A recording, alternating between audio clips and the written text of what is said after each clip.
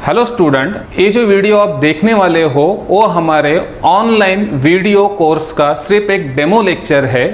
अगर आप 12th standard में हो तो इस वीडियो को एंड तक देखो ताकि आपके सारे कंसेप्ट क्लियर हो। Hello student, once again welcome you all. So बढ़ते हैं आगे। Today we are going to start a new topic that is chapter number 7।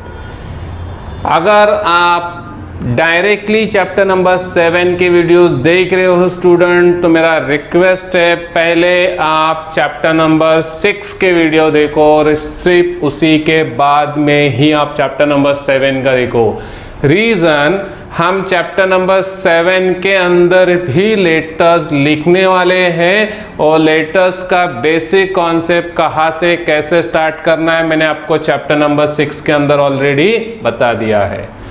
तो हमारा चैप्टर नंबर 7 है करस्पॉन्डेंस विथ डिबेंचर होल्डर्स। तो यहाँ पे हम कम्युनिकेशन कर रहे हैं, लेटर लिखने वाले हैं किसको? डिबेंचर होल्डर्स को। कौन होते हैं debenture holder? Sir, debenture holders are the creditor of the company. Debenture holder कौन होते हैं? क्रेडिटर्स होते हैं। क्यों क्रेडिटर्स होते हैं? क्योंकि sir debenture capital is a borrowed capital और डेप्ट कैपिटल और लोन कैपिटल। कि सर जब कंपनी को शेयर्स के अलावा और भी एडिशनल पैसों की ज़रूरत है, एडिशनल सोर्स के तौर पे कंपनी पैसा रेज करने के लिए डिबेंचर इशू करती है। लेकिन डिबेंचर बोरोड कैपिटल होता है। जो पर्सन डिबेंचर खरीदता है होता है debenture holder, and debenture holder को हम क्या बोलते हैं? क्रेडिटर्स। और वो क्रेडिटर है इसलिए उसको हम क्या देते हैं? फिक्स रेट ऑफ इंटरेस्ट, फिर कंपनी को प्रॉफिट हो या ना हो। So in this chapter student we are going to write a letter to debenture holders. So again, what are the precautions? What are the precautions to be taken while drafting the letter to debenture holder? या simple word में बोलूँ, letter लिखते time क्या precautions लेनी है? तो जो points हमने चैप्टर नंबर 6 के अंदर देखे वही पॉइंट एज इट इज उतने ही पॉइंट है, वही है सब कुछ, इवन एक्सप्लेनेशन भी सेम है student. So I am not going to repeat that, लेकिन एक बार मैं बता देता हूं आपको क्या क्या पॉइंट है और उसके अंदर क्या क्या कंसेप्ट्स है। ठीक है। So page number 104, introduction. Debentures के बारे में बोला है, बोरोड कैपिटल है, एक्नॉलेजमेंट ऑफ डेप्ट है, क्रेडिटर्स है, इंटरेस्ट मिलता है, एक्सेट्रा। हमने ऑलरेडी उसके ऊपर एक स्पेशल चैप्टर पढ़ लिया, chapter number 4। Now so precaution क्या है? पहला पॉइंट पोलाइटनेस। लेटर लिखते टाइम लैंग्वेज कैसा होना चाहिए स्टूडेंट? पोलाइट होनी चाहिए। वो हमारे क्रेडिटर है, हमने उनसे पैसा उधार लिया हुआ है, रिस्पेक्ट हमको उनकी करनी चाहिए। Next, prompt response. जैसे उनकी कुछ क्वेरी आ रही है, कुछ इन्फॉर्मेशन मांग रहे, इमीडिएटली उनको क्या देना है? रिस्पॉन्स देना है, क्विक रिस्पॉन्स करना है। Next, legal provision. क्या था लीगल प्रोविजन के अंदर? हमने चैप्टर नंबर 6 में पढ़ा था कि जो सेक्रेटरी है लेटर ड्राफ्ट करते time he should follow all the provisions of companies act. जो जो लीगल रिक्वायरमेंट है वो सब फुलफिल करके ही उसको प्रॉपर रिस्पॉन्स देना है। कुछ अगर उसके पास में इंफॉर्मेशन की कमी है तो ज़रूरत पड़ने पे लीगल एडवाइज़र से उसको हेल्प लेनी है लीगल मैटर में, and then only he has to response to the creditors या जो भी जिनको लेटर लिख रहा है। ट्रांसपेरेंसी, ये थोड़ा यूनिक आ गया है। कुछ भी इंफॉर्मेशन हाइड नहीं करनी है। The information should be transparent. Maintain proper register. Register के अंदर each and every details. So there should not be anything which is hided from the debenture holder, कि उनसे कुछ छुपाया जा रहा है, कुछ इंफॉर्मेशन नहीं दी जा रही है। तो वहाँ पे इसी पॉइंट को मैं बोलूँ तो वहाँ पे था करेक्ट इंफॉर्मेशन। क्या देना है? इंफॉर्मेशन एकदम करेक्ट देनी है। देन कंसाइजनेस, मतलब लेटर शुड बी कंसाइज होना चाहिए, मतलब कम से कम वर्ड में प्रॉपरली डिटेल में वो मैसेज पहुंचाने वाला होना चाहिए। ब्रीफ में आपको लेटर को डिस्क्राइब करना है, प्रॉपरली उनको बताना है। नेक्स्ट, प्रीशियस इंफॉर्मेशन बहुत वैल्यूबल होती है, तो प्रॉपर और स्पेसिफिक एंड प्रीशियस इंफॉर्मेशन उनको आपको क्या करना है, प्रोवाइड करना है। That information should be correct, up to date, उस दिन तक, समझ में आ रहा है, it should be updated. Clear है? So precious information should be given. Secrecy, again कि इंफॉर्मेशन देनी है तो सब इंफॉर्मेशन नहीं देनी है, जहाँ पे ज़रूरी है कि सेक्रेटरी को सीक्रेसी मेंटेन करना चाहिए, in that case he should not disclose company's information to the any other third person. He has to handle the matters tactfully, बताया था वहाँ पे, टैक्टफुली उसको हैंडल करना है। And the last one, secretary के कम्युनिकेशन के साथ में कंपनी का नाम जुड़ा हुआ रहता है, goodwill. So while drafting the letter, while giving the response, while providing information, the secretary has to perform very properly. So the reputation or image, or we can say goodwill of the company will not be spoiled. goodwill खराब नहीं होगा, company का नाम खराब नहीं होगा। ठीक है? So these are the precautions। And then फिर आ जाते हैं डायरेक्टली लेटर्स के ऊपर कि ऐसे कौन से सिचुएशंस है जिनमें हमको डिबेंचर होल्डर्स को लेटर लिखना होता है, जिनमें हमको डिबेंचर होल्डर्स को क्या लिखना होता है, लेटर लिखना होता है। तो पहला सिचुएशन है स्टूडेंट जहां पे हम डिबेंचर्स को लेटर लिख रहे हैं regarding allotment of debentures. Regarding किस बारे में? तो अलॉटमेंट ऑफ डिबेंचर।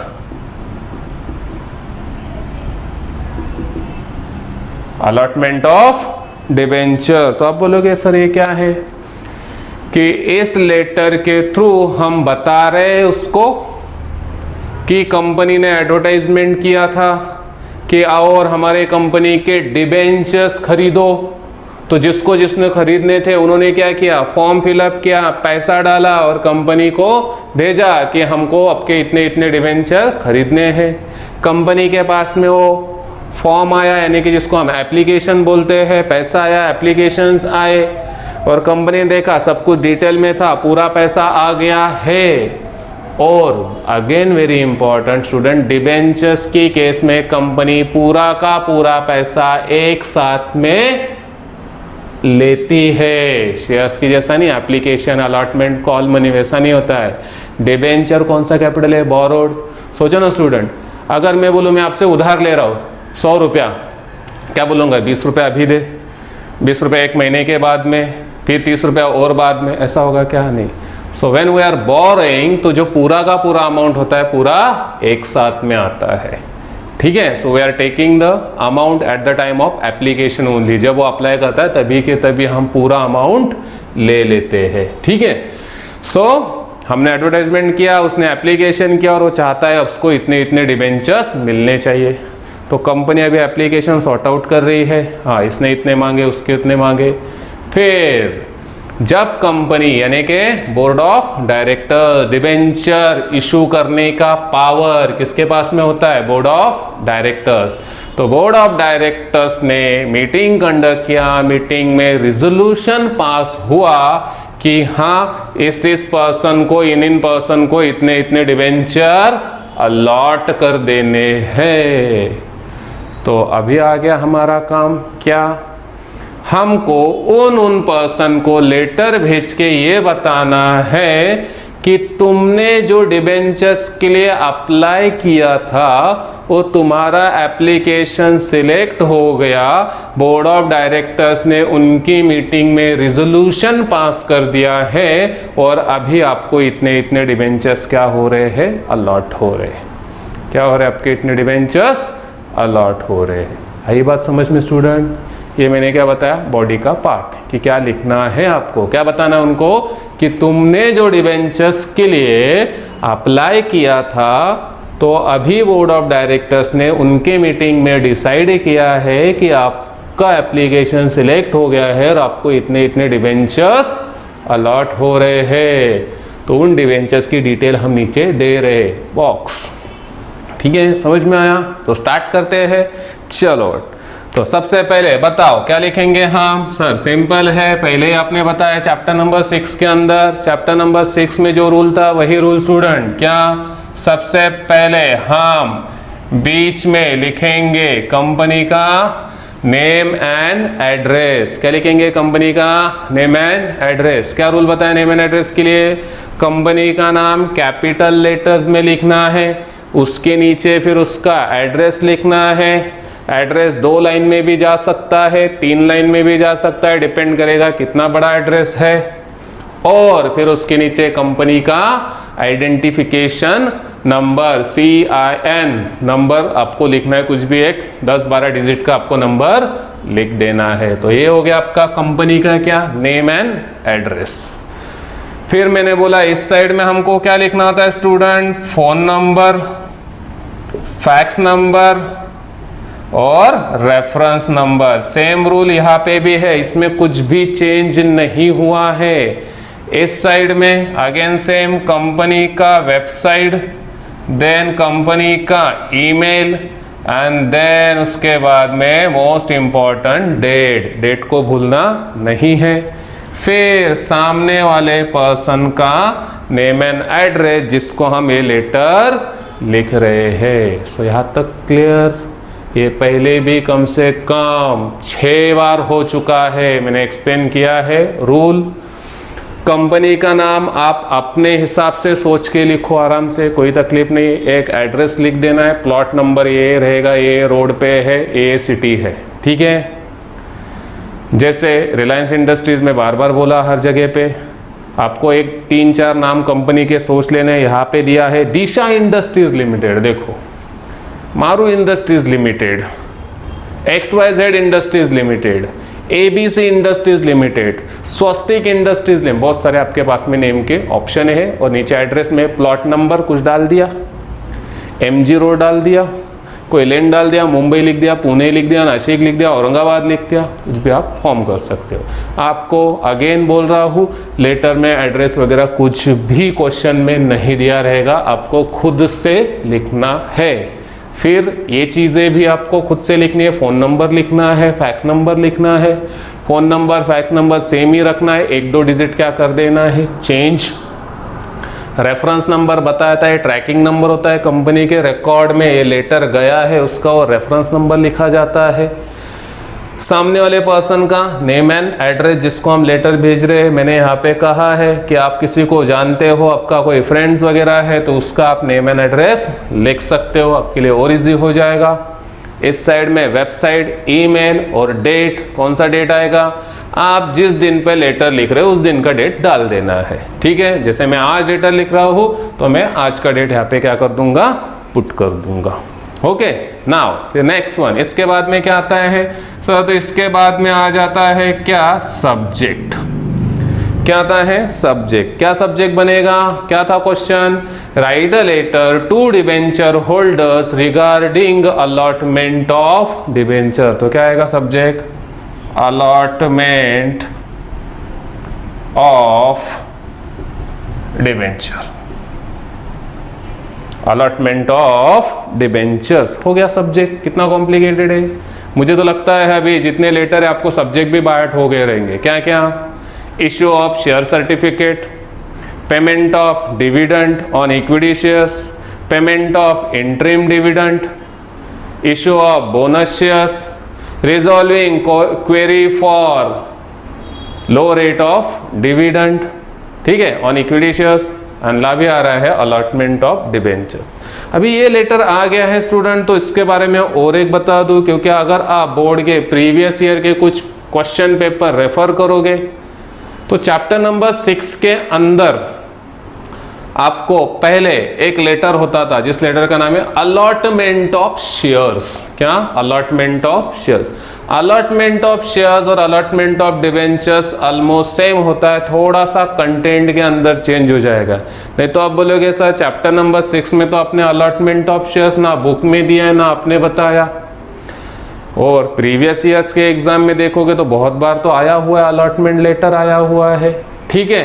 सो मैं क्लियर कर दूं, allotment of debenture and allotment of shares almost same, थोड़ा सा वर्डिंग्स के अंदर आपको क्या करना है, चेंज करना है।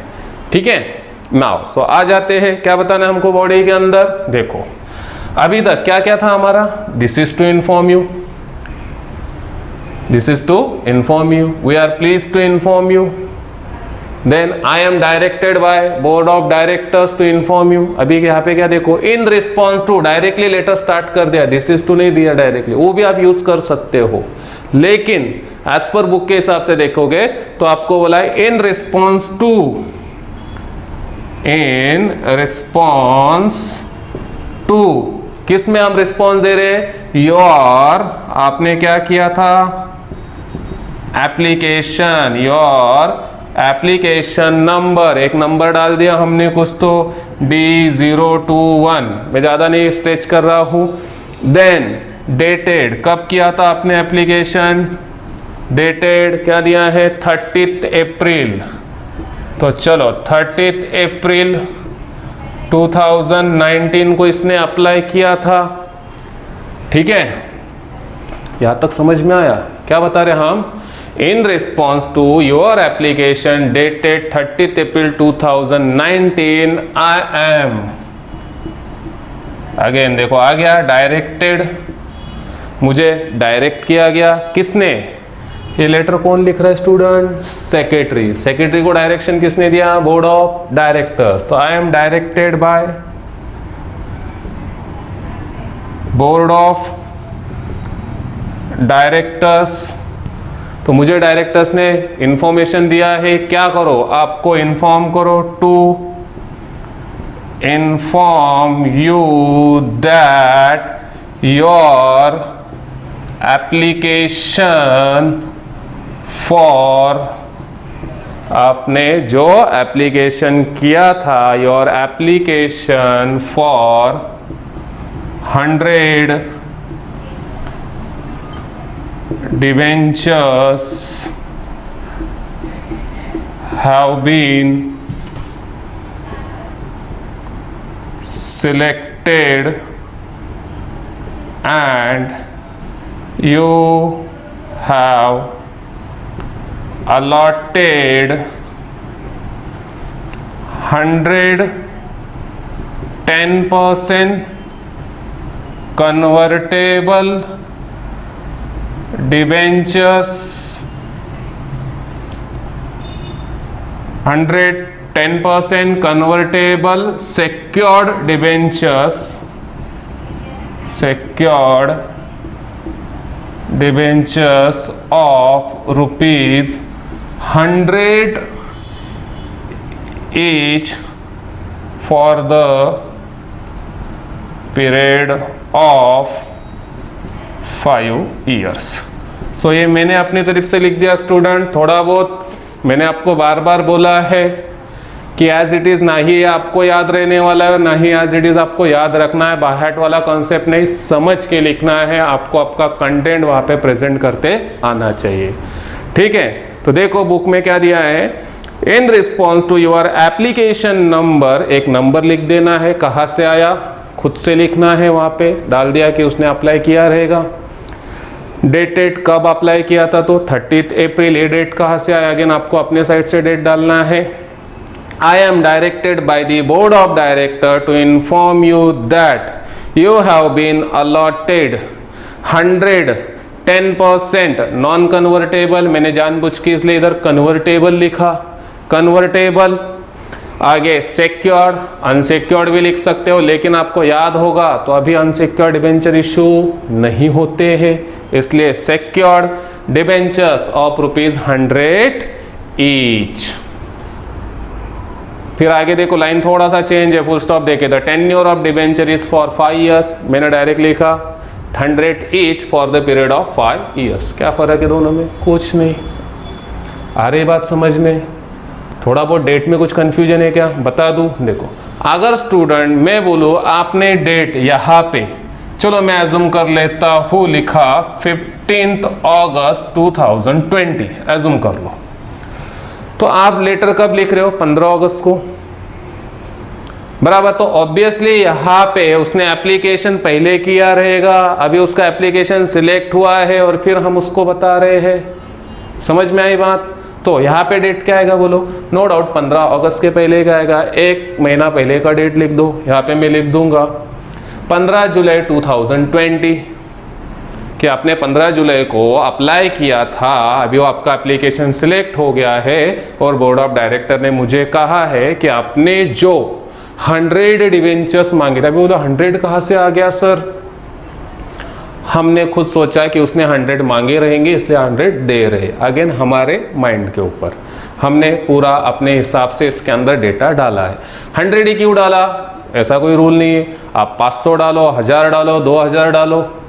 100 इसलिए डाला है कि बहुत सिंपल हो जाएगा नीचे हमको अमाउंट्स वगैरह लिखने के लिए, और बुक्स के अंदर भी दिया हुआ है। ठीक है, आगे सेकेंड पैराग्राफ।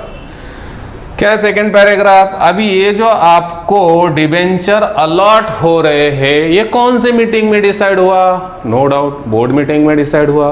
फिर बोर्ड मीटिंग कब हुई उसका डेट डाल दिया। देखो, this debentures are allotted you as per board resolution. This debentures are allotted to you as per किसके हिसाब से? Board resolution which is pass in, बोला है देखो, बोर्ड रिजोल्यूशन पास एट, जो कहां पे पास हुआ? एट बोर्ड मीटिंग में, विच इज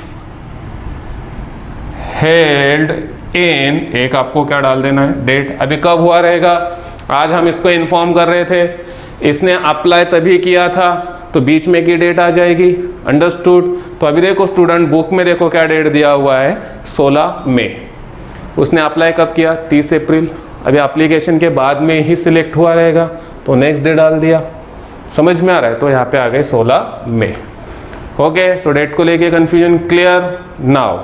फिर आगे क्या बोला है? As per the terms and conditions of articles of association of the company and debenture trust deed. आपको याद है डिविडेंड में था लीगल रिक्वायरमेंट सेम, कि आपको जो डिबेंचर अलॉट हो रहे सारी टर्म्स एंड कंडीशंस फुलफिल की जा रही। किसकी terms and condition? Rules and regulation कहाँ पे होते हैं? Articles of association. सर इसको वो सिंपल तरीके से नहीं बना सकते, देखो स्टूडेंट मैं बता रहा हूँ, और इसको सिंपल तरीके से, this is to inform you that your application for 110% secured debentures has been accepted in the board meeting and the board of directors pass a resolution. Board of director pass a resolution in their meeting held on, clear है? Held on this date. So I am directed to inform you that you have been allotted this number of shares. आगे, all the legal requirement or all the terms and conditions regarding issue of debentures are duly fulfilled, कि fulfill की गई। Next फिर क्या आता है student? the details of debentures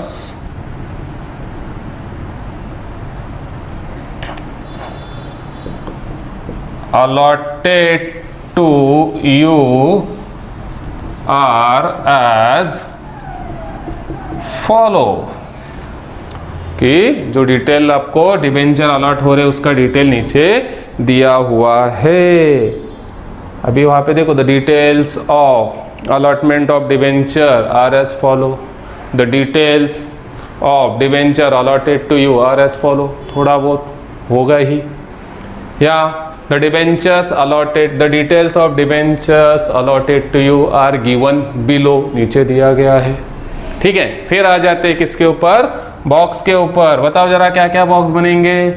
अभी हम पहला वाला हमारा सर फोलियो नंबर कॉमन है, यहाँ पे भी इलेक्ट्रॉनिक फॉर्म में नहीं है स्टूडेंट। इलेक्ट्रॉनिक फॉर्म में है कि नहीं कैसे पता चलेगा? आपके ऊपर है। क्वेश्चन में अगर डीमैट बोला है कि इलेक्ट्रॉनिकली पेमेंट देना है जो डिविडेंड में होता है, आगे चल के इंटरेस्ट में हम देखेंगे। अगर बोला है तो है, नहीं तो एज्यूम कर लेना नॉर्मल है, फोलियो नंबर। फिर नेक्स्ट कॉलम यहाँ पे लिख देता हूँ, number of debentures applied. Student देखो, उसने मांगे थे, कितने मांगे थे, हम एज्यूम कर लेते हैं 100। फिर हमने भी दे दिए नंबर ऑफ डिबेंचर अलॉटेड, कितने 100। आ रही बात समझ में? क्या इतने मांगे थे उतने क्या कर दिए, दे दिए। फिर क्या आता है, जैसे शेयर्स के लिए होता है वैसे डिबेंचर्स के लिए होता है डिस्टिंक्टिव नंबर। कितने दिए 100, तो क्या आएगा नंबर 1000, 1 से लेके 1100। अभी बुक में अलग दिया है, क्या दिया है 301 से लेके 400, 100 का गैप होना चाहिए। And last one, amount received, कितना रुपीज 10,000। अभी बोलोगे सर 10,000 कहाँ से आया, कितने डिबेंचर अलॉट हो रहे स्टूडेंट, 100। एक डिबेंचर की वैल्यू कितनी है 100, देखो इधर लिखा है 100 ईच, तो 100 इंटू 100। और नॉर्मली हमने डिबेंचर्स के फीचर्स में पढ़ा था कि डिबेंचर्स की वैल्यू कितनी होती है 100 और 100 के डिनोमिनेशंस में, तो 100 इंटू 100 कितना हो गया 10,000। अब बोलोगे सर हो गया इतने कॉलम, एस स्टूडेंट। इसके अलावा और कोई कॉलम आ सकता है क्या स्टूडेंट? यस आ सकता है, आप अगर चाहे तो। जैसे एक और आ जाएगा टेन्योर, यानी कि पीरियड, 5 years लिख दिया आपने।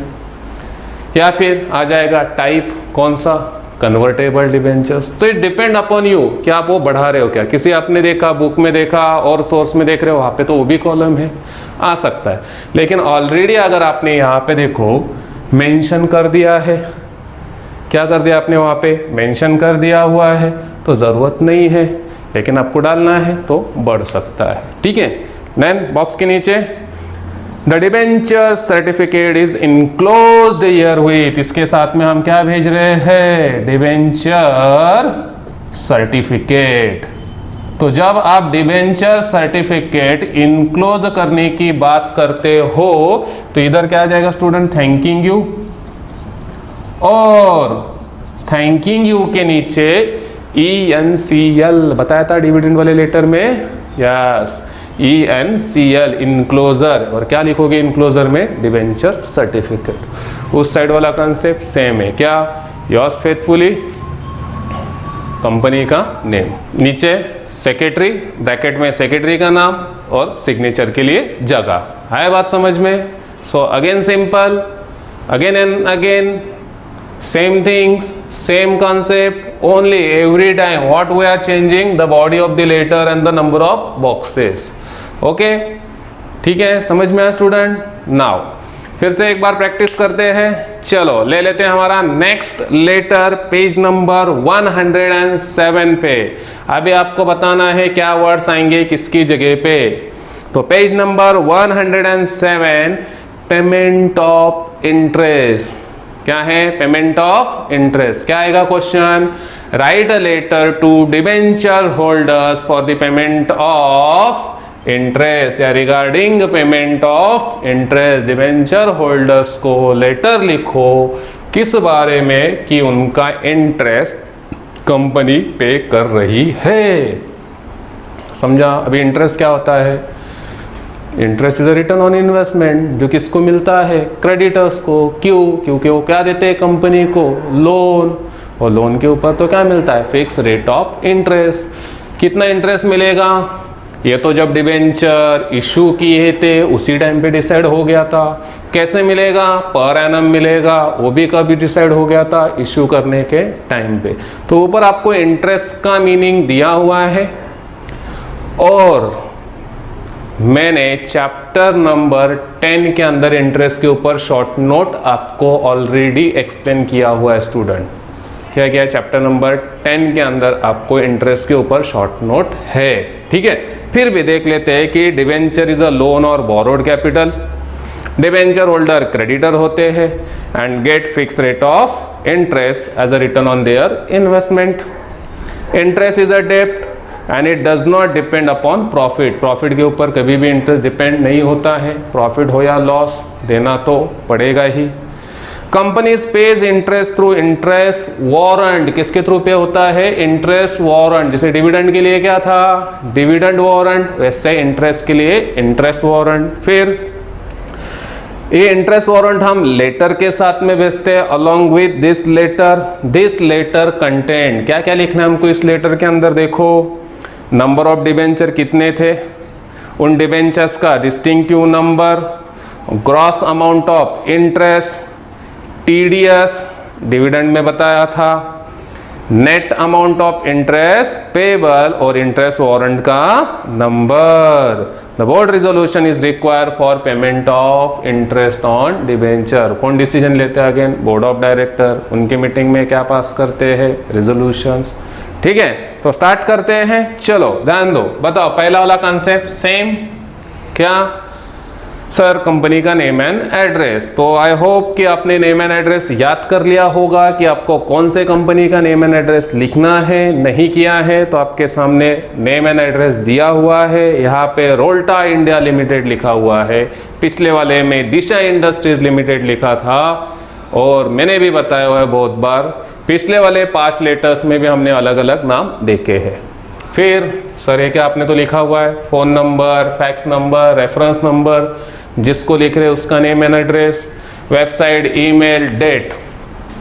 क्लियर है यहाँ तक? ये तो कुछ नया बताया ही नहीं मैंने। ओके ना, सब्जेक्ट बताओ, अभी आप ही बताओ। पिछले वाले क्वेश्चन में आपको बोला था डिबेंचर को अलॉट करना है, ठीक है, तो आपने लिखा अलॉटमेंट ऑफ डिबेंचर्स। अभी इस वाले में क्या, आपको इंटरेस्ट का पेमेंट करना है, तो क्या आ जाएगा? पेमेंट ऑफ इंटरेस्ट ऑन, किस चीज के ऊपर? Debentures. Payment of interest on debenture, तो अलॉटमेंट हट गया।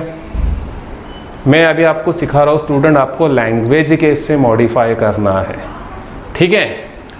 अभी पिछले वाले लेटर में उसने अप्लाई किया था और हम उसको बता रहे थे, ठीक है, कि आपका एप्लीकेशन क्या हो गया? सिलेक्ट हो गया।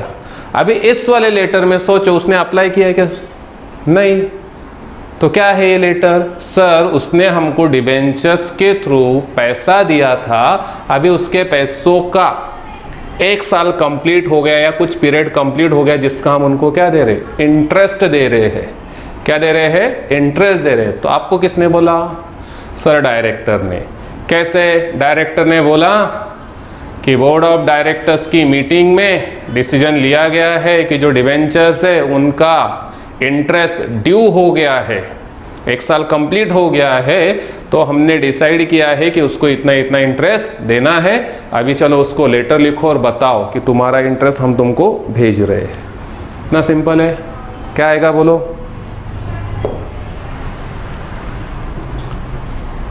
आ गया? I am directed by the board of director to inform you that. क्या इन्फॉर्म करना है हमको? That.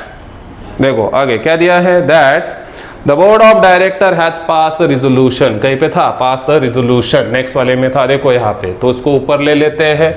That the board of director pass resolution. अभी रिजोल्यूशन कहाँ पे पास होता है स्टूडेंट? इन देयर, उनके मीटिंग में। सो इन देयर मीटिंग, कहाँ पे? In their meeting. In their meeting which is held on, जो कब हुई? आज लेटर लिख रहे हैं तो 2-4 दिन पहले हुई रहेगी, तो एक डेट डाल देना है। देखो दिया है वहां पे 5 जून।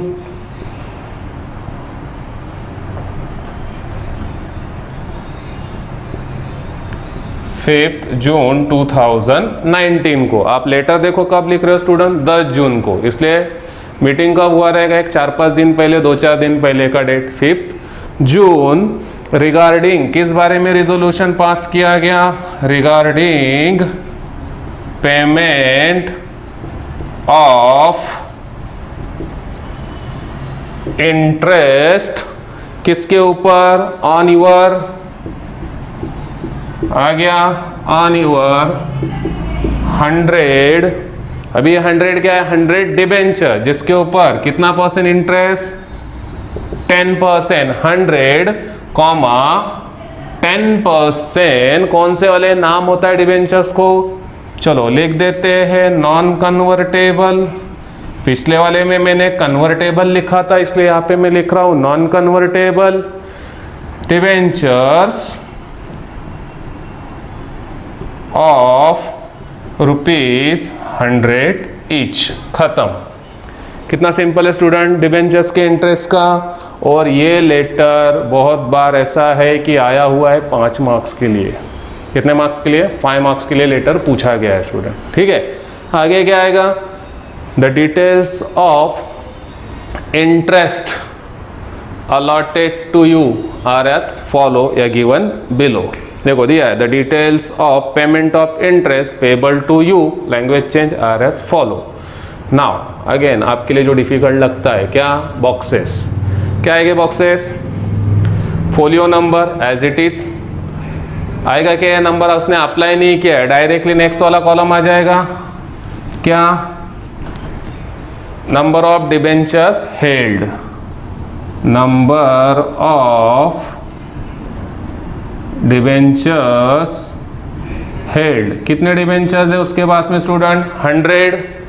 ठीक है, कितना है? 100। अभी आपने उसमें अप्लाइड अलॉटेड ये वाला नहीं है, उसके पास में पहले से है, इसलिए उसको क्या मिल रहा है? इंटरेस्ट। तो नंबर ऑफ डिबेंचर 100 आ गया, तो क्या आ गया? Distinctive number. क्या आ गया? Distinctive number. अभी यहाँ पे जगह है तो मैं यहाँ पे एक कॉलम डाल रहा हूं, इंटरेस्ट वारंट नंबर। क्या लिखा मैंने? इंटरेस्ट वारंट नंबर, और जो कि मेरा फेवरेट 1 2 3 4 5 कुछ भी लिख दो। अब बोलोगे सर ऐसा चलता है क्या? मैंने आपको डिविडेंड के लेटर में कहा था, वहाँ पे डिविडेंड वारंट इधर दिया था, मैंने लास्ट में लिखा था। यहाँ पे अभी इंटरेस्ट वारंट लास्ट में दिया है, मैंने इधर लिख दिया। बॉक्सेस के सीक्वेंस आगे पीछे हो गया स्टूडेंट, चलेगा। ठीक है, now next one most important फिर आगे का। ठीक है, सो यहाँ पे मैंने डिस्टिंक्टिव नंबर भी सेम रखा, 1001 से लेके 1100। कितने का गैप होना चाहिए? जितने उसके पास में है। बुक में देखो 600 100 लेके 700 तक। नाउ फिर आ जाएगा ग्रॉस अमाउंट पेबल। तो कितना आएगा ग्रॉस अमाउंट पेबल? क्या दिखा है? Gross amount payable. कितना आएगा ग्रॉस अमाउंट पेबल? 1000। अभी कहाँ से आया सर 1000? देखो स्टूडेंट उसके पास में कितने डिबेंचर्स है? 100। एक डिबेंचर की वैल्यू कितनी है? 100। तो 100 इंटू 100 कितना हो जाएगा? 10,000। तो उसके पास में कितने रुपीस के डिबेंचर उसने हेल्ड किए हुए? 10,000 रुपए के। देखो इधर 10% नॉन कन्वर्टेबल, तो कितना परसेंट इंटरेस्ट है? 10%। 10,000 का 10% निकालो स्टूडेंट, कितना आएगा? 1000। कितना आएगा? 1000। तो ग्रॉस अमाउंट पेबल 1000। फिर टीडीएस नील, नेट अमाउंट पेबल उतना का उतना ही 1000 कंप्लीट। किसी को कुछ क्वेरी है? बता दूं फिर से? चलो मुझे पता है आपको अभी डाउट कहाँ पे आने वाला है, तो मैं पहले वो डाउट क्लियर करूंगा। ओके नाउ स्टूडेंट लिंक समझो। पहले हम उसको बता रहे हैं कि बोर्ड ऑफ डायरेक्टर्स ने उनके मीटिंग में रिजोल्यूशन पास किया है कि आपका जो इंटरेस्ट बन रहा है उतना हम आपको क्या कर रहे हैं? पे कर रहे हैं। इतनी एक सिंपल लाइन हमको बतानी है। ठीक है, फिर आ जाते हैं बॉक्सेस के अंदर आपको जो कंफ्यूजन हुआ उसके ऊपर। मुझे बताओ उसके पास में कितने डिबेंचर्स है? तो आप बोलोगे सर आपने तो लिखा है 100। ये मैंने लिखा है, आप अपने हिसाब से लिखने वाले हो। तो एज्यूम कर लो आपने भी 100 लिख दिए, तो कितने डिबेंचर्स है उसके पास में? 100। नॉर्मली डिबेंचर्स की वैल्यू कितनी होती है? 100 ही होती है, और यहाँ पे हालांकि बोला भी गया है 100 ईच। तो एक डिबेंचर की वैल्यू 100 है और उसके पास में डिबेंचर भी कितने? 100 है। तो 100 डिबेंचर का कितना पैसा हुआ रहेगा? 100 इंटू 100 10,000। कितना? 10,000। तो मतलब उसने कंपनी को कितना पैसा दिया है? 10,000। फिर आ जाते हैं, अभी हमें लेटर कौन सा लिख रहे हैं? Payment of interest. क्या लिख रहे हैं? Payment of interest. अभी मुझे बताओ स्टूडेंट, उसने कंपनी को कितना रुपया दिया है? 10,000। अभी उसके ऊपर हम क्या कर रहे हैं? Payment of interest. कितना परसेंट? वो तो आपने ही लिखा था 10%। अगर आप लिखते 12% तो आप 10,000 का 12% देते, जो 1200 आता। आप अगर 8% लिखते तो आप 800 रुपया देते। 10,000 का 8% 800 रुपया। ठीक है, तो क्या बॉक्सेस बने? पहला, ये तो कॉमन है, फोलियो नंबर। दूसरा, नंबर ऑफ डिबेंचर हेल्ड, उसके पास में डिबेंचर है तो ही तो उसको इंटरेस्ट दे रहे। तो कितना डिबेंचर है? 100 है। किसके थ्रू दे रहे? इंटरेस्ट वारंट के थ्रू। तो इंटरेस्ट वारंट नंबर लिख दिया। 100 डिबेंचर्स का डिस्टिंक्टिव नंबर 100 का गैप लिख दिया। फिर आ जाते हैं gross amount, TDS, net amount. तो ग्रॉस अमाउंट कितना बन रहा है उसका? सर 10,000 के ऊपर 10% 1,000 इंटरेस्ट उसको देने का है, तो उसको बोलेंगे gross amount payable ₹1,000। Next one concept आता है टीडीएस। स्टूडेंट, टीडीएस को लेके मैंने आपको पहले भी बताया हुआ है कि टीडीएस जब कंपनी किसी को कुछ पेमेंट करती है तो उसमें से कुछ टैक्स डिडक्ट करती है। क्या करती है? टैक्स डिडक्ट करती है। उसको बोलते हैं tax deducted at source, TDS, tax deducted at source, TDS। तो ये TDS किस में से कट होता है? जब भी कंपनी पेमेंट करती है किसी इंटरेस्ट का, डिविडेंड वगैरह का। तो फिर यहाँ पे क्यों नहीं आया? इसके लिए गवर्नमेंट कंपनीज एक्ट और इनकम टैक्स एक्ट के अंदर स्पेसिफिक गाइडलाइंस है। तो इनकम टैक्स एक्ट कहता है अगर कंपनी किसी को इंटरेस्ट पे कर रही है और उस इंटरेस्ट का अमाउंट 10,000 या उससे ज़्यादा है तो टीडीएस कटेगा। तो आप बोले कि सर कितना कटेगा? Percentage time to time act के अंदर स्पेसिफाई किया जाता है, हर साल बजट में वो मेंशन होता है। तो राइट नाउ हमारा इंटरेस्ट कितना है? 1,000 तक कोई टीडीएस नहीं है, इसलिए टीडीएस के कॉलम में नील। तो आप बोलेगे सर टीडीएस कॉलम नहीं लिखा तो चलेगा? नहीं, लिखना है। इसका ये मतलब बताता है कि आपको ये पता है कि जब कंपनी कोई पेमेंट करती है तो उसमें से क्या कट होता है? टीडीएस कट होता है। समझा? इसलिए नॉर्मली इंटरेस्ट का अमाउंट कम ही रखना है। हमने डिविडेंड में भी देखो 250-500 रुपया रखा था, यहाँ पे भी कितना है? 1,000। इसलिए टीडीएस क्या हो गया? नील। और नेट अमाउंट पेबल भी कितना आ गया? 1,000, क्योंकि कुछ टीडीएस डिडक्ट हुआ ही नहीं। आई बात समझ में? Now clear? ओके। लास्ट वाला लाइन क्या है? The interest warrant is enclose, please detach the interest warrant. फाड़ लो उतना परफेक्टेड लाइन से, बताया था। परफेक्टेड लाइन मतलब डॉट डॉट किए रहते हैं ना, उसके नीचे से हमको क्या करते हैं? फाड़ने में आसानी हो जाती है, तो उतना टियर कर लेना है। इंटरेस्ट वारंट चेक के जैसा होता है स्टूडेंट। आप बैंक में जाके सबमिट करते हो, बैंक फिर उसका एंट्री वगैरह और रीड करके डायरेक्टली आपके अकाउंट में पैसा क्या करती है? ट्रांसफर करती है। वो सिमिलर टू चेक जो डायरेक्टली बैंक कंपनी से भेजती है, कंपनी का बैंक उसको वेरीफाई करता है, डायरेक्टली आपके अकाउंट में पैसा क्या होता है? ट्रांसफर होता है। फिर क्या लिखेंगे? Thanking you, yours faithfully, company का नेम, साइन, नीचे सेक्रेटरी का नाम ब्रैकेट में।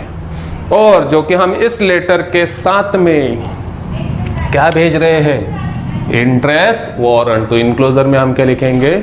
Interest warrant. क्या लिखेंगे? Interest warrant. क्लियर है? ओके। सो नेक्स्ट वाला लेटर आपके ऊपर छोड़ दूं मैं। पेज नंबर 108 क्या है? Payment through electronic mode. Same interest ही दे रहे हो, लेकिन कैसे? इलेक्ट्रॉनिक मोड से। तो बोलोगे सर काम तो कम हो गया। यस, काम भी कम हो गया, बॉक्सेस भी कम हो गए। देख लो जरा एक बार क्या दिया है। ऊपर कंपनी का name and address same, phone number, fax, reference number, website, email, date, सामने वाले पर्सन का नाम। चलो मैडम लिख दिया अभी यहाँ पे, तो डियर मैडम हो जाएगा हमारा। Subject payment of interest on debentures, सिर्फ नीचे क्या लिखा, इलेक्ट्रॉनिकली थ्रू ईसीएस या फिर एनईएफटी। मैंने डिविडेंड में आपको करवाया है same. Dear madam I am instructed by, I am instructed by या आई एम डायरेक्टेड बाय, किसने डायरेक्शन दिया मुझे, बोर्ड ऑफ डायरेक्टर्स। क्या, टू कन्वे यू, आपको बताए, the board has pass resolution in the board meeting held on, जो कि meeting उनकी हुई 10 तारीख को, जो फाइनलाइज कर रहे पे इंटरेस्ट एट द रेट कितना percent, 10% on your redeemable debenture. देखो स्टूडेंट नाम चेंज किया, यहाँ पे क्या लिखा था हमने, कन्वर्टेबल, अभी दूसरा नाम लिख दिया रिडीमेबल। ये होता है वैरायटी, कैसे लैंग्वेज को हमको मॉडिफाई करते आ रहे हैं, लैंग्वेज को हम रिप्लेस कर रहे हैं। Then each for the year ending 31 March 2019, खत्म।